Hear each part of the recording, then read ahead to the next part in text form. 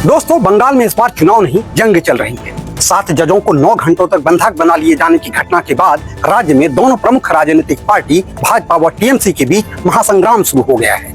ममता दीदी चिल्ला रही हैं और चीख कर कह रही हैं कि बीजेपी राज्य में राष्ट्रपति शासन लाना चाहती है। पलटवार में अमित शाह गरज रहे हैं और कह रहे हैं टीएमसी को tata bye bye.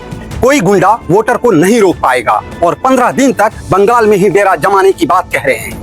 Modi ji भी पीछे नहीं, उन्होंने नया नारा दिया, पलटानो दरकार बीजेपी सरकार।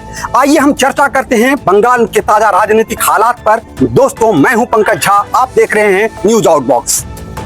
दोस्तों, जैसा कि आप जानते हैं कि यह पूरा मामला एसआईआर के विवाद से जुड़ा हुआ है। रिपोर्ट के मुताबिक करीब 50 से 58 लाख लोग जांच के दायरे में हैं। लोगों के पास आधार है, पैन कार्ड है, पुराने वोटर कार्ड हैं, फिर भी उन्हें लॉजिकल डिस्क्रिपेंसी की श्रेणी में डाल दिया गया है। 23 अप्रैल को पहले चरण का मतदान होना है। लाखों लोगों को यह डर सता रहा है कि कहीं उन्हें वोट देने के हक छीन ना लिया जाए। एसडीओ दफ्तरों के बाहर लोगों की लंबी कतारें हैं और प्रशासनिक दबाव भी मालदा जैसी घटना का ट्रिगर पॉइंट बन रहा है। बहरहाल, मामले में सुप्रीम कोर्ट ने बंगाल सरकार को जमकर फटकार लगाई है। कहा कि यह राज्य सबसे ज्यादा बटा हुआ है, यह साजिश है। उसके बाद के घटनाक्रम में ईसी ने पूरा मामला एनआईए को सौंप दिया। इसके बाद से ममता दीदी इस पूरी घटनाक्रम को मेड इन दिल्ली बता रही है। उन्होंने दावा किया कि चुनाव से ठीक पहले बंगाल में जानबूझकर अराजकता फैलाने की कोशिश की जा रही है ताकि राष्ट्रपति शासन की जमीन तैयार की जा सके। ममता का कहना है कि बाहरी तत्व आकर बंगाल की शांति को भंग करना चाह रहे हैं। पलटवार में अमित शाह गरज रहे हैं और कह रहे हैं टीएमसी को टाटा बाय बाय। कोई गुंडा वोटर को नहीं रोक पाएगा और 15 दिन तक बंगाल में डेरा जमाने की बात शाह कह रहे हैं। तो मामले में मोदी जी भी पीछे नहीं, उन्होंने नया नारा दिया, पलटानो दरकार बीजेपी सरकार। आगे वीडियो में आपको यह बताएंगे कि ये एसआईआर मामला क्या है, टीएमसी का पलड़ा भारी है या इस पर बीजेपी बाजी मारेगी।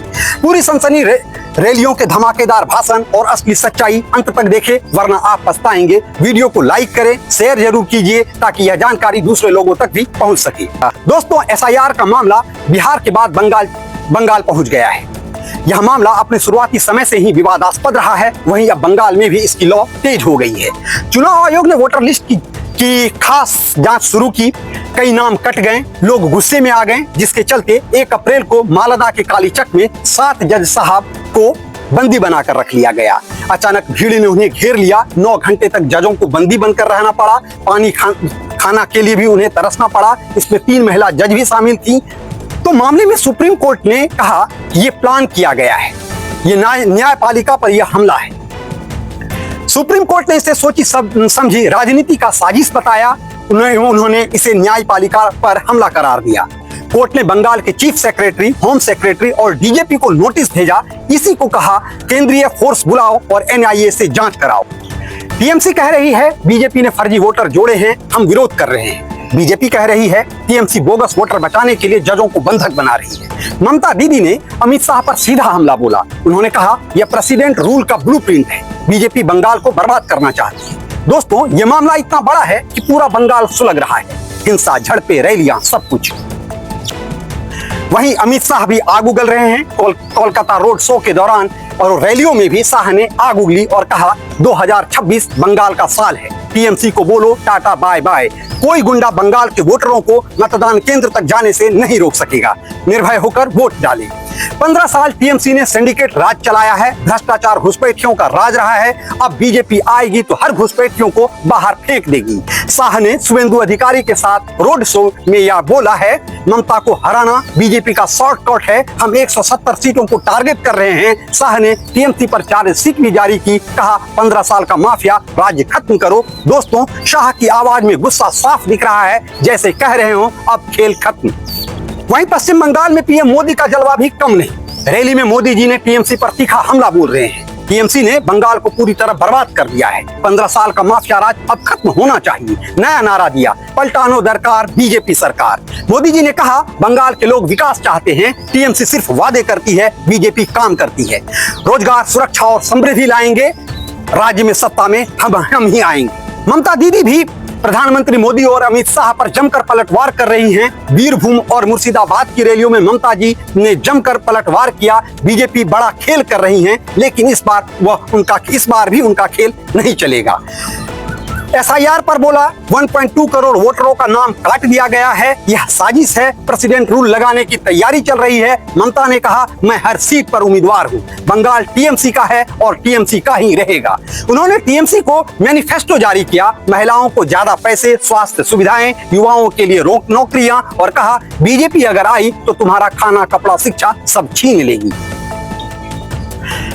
अब सबसे बड़ा सवाल, बंगाल में कौन बढ़त में है? टीएमसी अभी भी मजबूत स्थिति में दिख रही है। 2021 में 215 सीटें जीती थी, लेकिन बीजेपी तेजी से आगे बढ़ रही है। 2021 में 77 सीटों पर उन्होंने जीत हासिल किया था।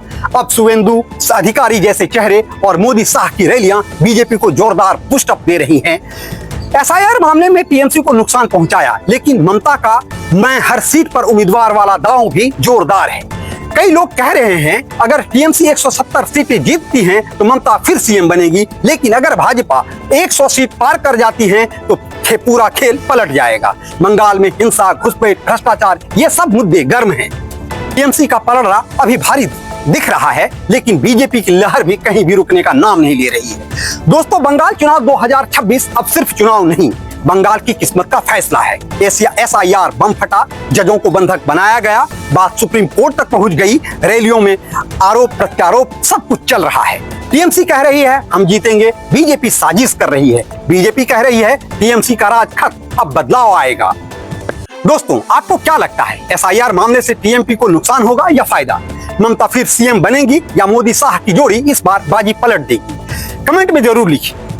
अगर वीडियो पसंद आया हो तो इसे शेयर करें, लाइक करें और हाँ, हमारे चैनल को सब्सक्राइब करना ना भूलें ताकि इस तरह की रोचक जानकारी सबसे पहले आप तक पहुंचती रहे।